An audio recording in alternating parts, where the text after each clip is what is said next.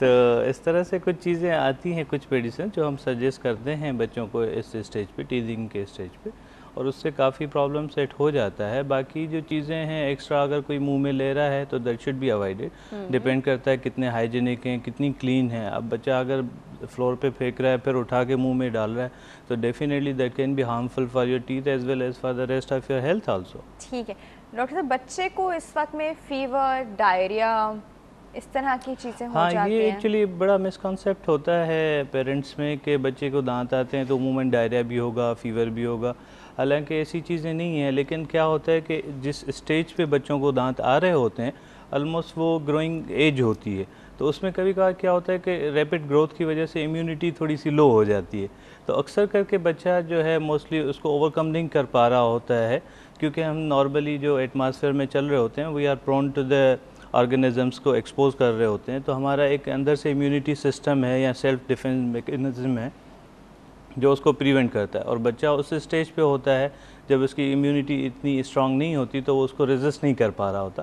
तो इस वजह से मोस्टली डायरिया या आपके जो फीवर होता है, तो इस स्टेज पे नॉर्मली अगर ऐसा कुछ हो रहा है तो आप सिम्टोमेट्रिक ट्रीटमेंट, जैसे बुखार के लिए आपने कोई पैरासीटामोल टाइप कोई ऐसी चीज़ दे दी, या अगर डायरिया भी होता है तो सिम्टोमेटिकली उसको आप ट्रीट करें तो ऐसा उसमें नहीं होगा कोई ऐसा प्रॉब्लम। अच्छा, और वो जो बच्चे के गम्स को मसाज किया जाता है, करना चाहिए इस तरह मसाज? मैंने अर्ज़ की कि देखें कुछ जो मेडिसिन्स हैं जो हम यूज़ करते हैं, मेडिसिन से चलो ठीक है, हाँ, मसाज करना गम्स। मसाज देखें अगर आप वो चूज़ करते हैं तो उसके बाद ज़रूरत नहीं पड़ती है बस। अच्छा, ज़रूरत ही नहीं पड़ती। चलो जी, हाँ, बिकॉज वो इच की वजह से, इरिटेशन जी की हाँ, वजह बाकी से अलबत्ता करते हैं। ये है कि कुछ बच्चों को जैसे परमानेंट टीथ नहीं आ रहे डेसिडियस के फॉल के बाद और थोड़ा सा डिले हो रहे हैं और उसके ऊपर ओवरलैपिंग गम्स हैं, तो उसको थोड़ा सा मसाज वगैरह के लिए हम कभी कभार एडवाइस करते हैं depending on the age and the stage of the tooth development. Okay, alright. अच्छा ठीक है डॉक्टर साहब, ये तो हो गए बच्चों की बातें। बच्चों की एक बात, एक और बड़ी इंपॉर्टेंट बात, कंप्लीट सारे दांत बच्चों के कब आ जाते हैं? परमानेंट और डेसिडियस? डेसिडिस। डेसिडिस डेसिडिस का मतलब है नाजरीन, हम बात कर रहे हैं मिल्क टीथ की। हाँ, मिल्क टीथ आप कह लें कि नॉर्मली 12 महीने से 2 साल तक हो जाता है। 12 महीने से 2 साल के बीच में पूरी डेंटिशन इनकी कंप्लीट हो जाती है। बिल्कुल। ओके, ये कुछ 20 होते हैं नंबर में? जी 20 होते हैं। सही। एक दो कम हो सकते हैं ना डॉक्टर साहब? हो सकते कि नहीं हो सकते? नॉर्मली 20 ही होते हैं। अक्सर माइक इनके बताती है कि भाई लग नहीं रहे पूरे 20 है। अच्छा जी, हम इस पे और बात करते हैं। हमारे पास एक कॉल मौजूद है जी, अटेंड करते हैं। अस्सलाम वालेकुम। अस्सलाम वालेकुम। अस्सलाम वालेकुम यूसुफ साहब, गुड हेल्दी मॉर्निंग। बेटा? बिल्कुल ठीक ठाक, आप कैसे हैं? अल्लाह का बहुत शुक्र है बेटा। आज तो आपका मेन टॉपिक तो आपका ही है तो सेगमेंट है जी, सेगमेंट है। मतलब जो सवालात करो उसमें आप भी शामिल है। 2-3 सवाल है इसके बारे में। अल्लाह, मैं आपके सवालात लिख लूं। डॉक्टर साहब पेन मिलेगा मुझको? ये आप एक साथ इतने सारे सवालात कर जाते हैं ना, फिर मुझे याद नहीं रहते। बड़े सिंपल से सादी सी बातें होती हैं, आपकी टेक्निकल लैंग्वेज होती है, मेरे जरा सादे से सवाल होते हैं। सादे सादे सवाल कर दे यूसुफ साहब, कोई मसला नहीं है। एक तो कहना ये है कि बाहर मुल्कों में डेंटल डॉक्टर्स के पास लोग रिक्रिएशन के लिए भी जाते हैं, तो ऐसा कोई इसमें तरीका है कि डेंटल डॉक्टर के पास जाने से कोई रिक्रिएशन मिलती है, वो सफाई कर दे रहा है मुंह की, ये कर दे रहा है? रिक्रिएशन? रिक्रिएशन क्या? रिहैबिलिटेशन की बात कर रहे हैं? मतलब नहीं, रिक्रिएशन मतलब नफ्सियाती तौर पे उनको सुकून मिलता है। वो डेंटिस्ट के पास जाते हैं और अपना 1 घंटा 1.5 घंटा पास करते हैं वहाँ पे, तो उनको ये मिलता है। ये आम है बाहर मुल्कों में। तो ये हमारे यहाँ एक मिनट, आपका टीवी सेट का वॉल्यूम बड़ा ऊंचा है, देखिए फिर समझने में नहीं इतना कम होता है, आपको क्यों ज्यादा नहीं किया क्यों पता है, सारी हम लोग वो आवाज फौरन से कैच कर लेते हैं। अच्छा तो ये होता है। एक चीज, दूसरी चीज ये कि एक जमाने में, हमारे जमाने में हुआ करता था कि लोग सोने के दांत लगवाया करते थे, ठीक है, या कवर चढ़वाया करते थे, तो वो उसकी कोई अफादियत थी या कोई मकसद था या क्या वजह थी, और आजकल बिल्कुल नहीं लगता? अच्छा, आजकल हम एक रीजन से नहीं लगा। डॉक्टर एक्सपर्ट्स होते हैं जो हाईली क्वालिफाइड होते हैं इसके डेंटल के, तो वो हर डॉक्टर क्या दांत वगैरह खुद बनाते हैं या कोई उसके लिए कोई आदमी रख लेते हैं, वो बना के दे देता है? और इतने महंगे क्यों होते हैं? 50-50 हजार के एक दांत भी तैयार होते हैं, इसकी वजह क्या लगाते हैं उसमें आखिर ऐसा? अच्छा ठीक है यूसुफ साहब पोल का सवाल। हाँ, पोल का सवाल ये है, मेरा सवाल ये है कि देखें, अगर आप दुनिया की कैलकुलेशन लगाएं तो सिंसियर जो अगर होता है तो वो अपने मतलब मकसद में जाके कुछ ना कुछ अपना नाम पैदा करता है।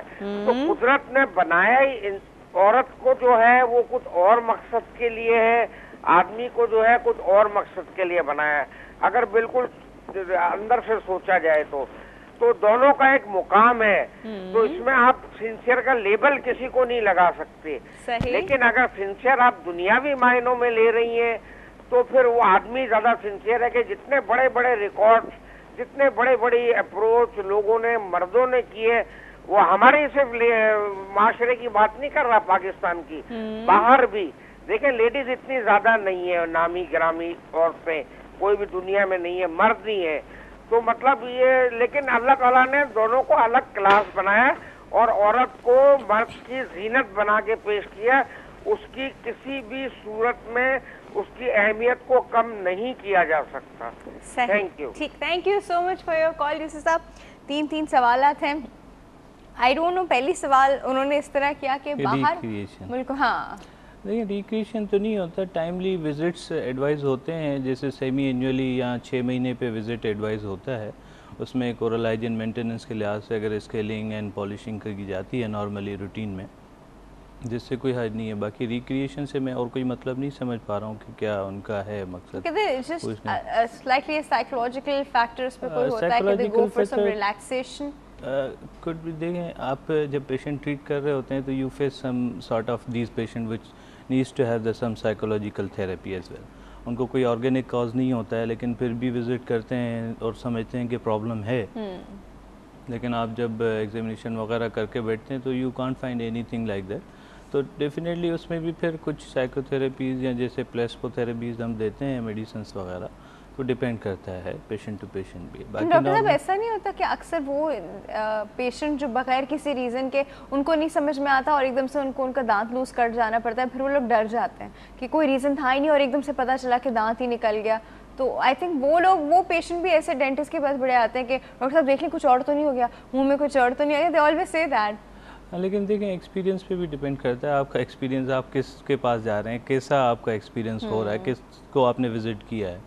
लेकिन हम जनरली अगर बात करेंगे तो मैं as a whole general most of the population की बात कर रहा हूँ कि जो हमारी प्रैक्टिस में जो हमारे रूटीन है, बाकी ऐसे साइकोलॉजिकल सेटिस्फेक्शन के लिए तो हमने कभी एडवाइस पेशेंट को नहीं किया। It's better to see the some psychiatrist rather than visiting the dentist. तो वो ज़्यादा उसका बेहतर, even sometimes you know you refer also some patient to the psychiatrist because of some problems आप फील करते हैं। और दूसरी उनका क्या सवाल था? दूसरा ये था कि पुराने वक्तों में गोल्ड के क्राउन्स लगते थे और अब नहीं लगते। एक्चुअली वो क्राउन्स तो नहीं कहेंगे, जस्ट एक सम सॉर्ट ऑफ कवर कह लें without any you know fulfilling the requirements. तो वो अक्सर करके मोस्टली जो गोल्ड के क्राउन लगवाते थे या कवर लगवाते थे वो एक स्टेटस सिंबल होता था उस वक्त, जो अफोर्डिंग होते थे या स्पेशली जो बादशाह और इन तरह के, तो उनमें वो एक स्टेटस सिंबल के तौर पे लगवा देते थे जो नज़र आता था स्माइल में, to show that how wealthy they are. But now you can't you know. तो ये है सही। अच्छा, मतलब लगा तो अभी भी सकते हैं, बन तो अभी भी सकता है किसी बन तो सकते हैं, बिल्कुल गोल्ड क्राउन्स बन सकते हैं and still the gold is the precious metal and is but at your own risk वाली बात हो जाती है। बिल्कुल सही। और अब एक और सवाल भी और भी सवालात हैं जी, लेकिन एक छोटे से ब्रेक का वक्त हो गया है। तो व्यूअर्स, अब आपको पता है कि आपको कहीं जाना वाना तो है नहीं, आप लोग कॉल करके हमसे पूछिएगा, सवालात करते रहेगा, हम अभी वापस आते हैं।